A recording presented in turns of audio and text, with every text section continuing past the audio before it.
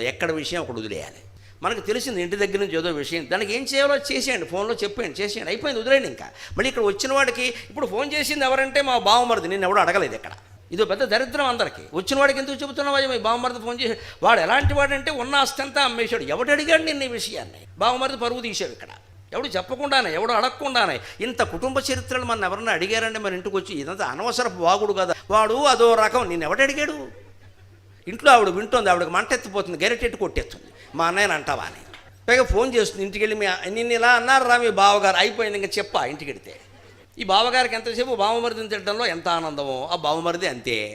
ఏదో ఇచ్చేసాం కానండి మా చెల్లెలు చచ్చిపోతుందండి అంటాడు. వాళ్ళెవడు కూడా చచ్చిపోతుంది అక్కడ. ఆ విషయం చెప్పడం ఇదేనండి అనవసరపు పోకుడు. మన అడగలేదే. ఈ మొత్తం చర్యలు మానేసి, ఈ ఆలోచనలు మానేసి, ఈ మాటలు మానేసి అవన్నీ భగవన్మయం చేయగలిగినాడే మనం శాంతంగా ఉండగలుగుతాం.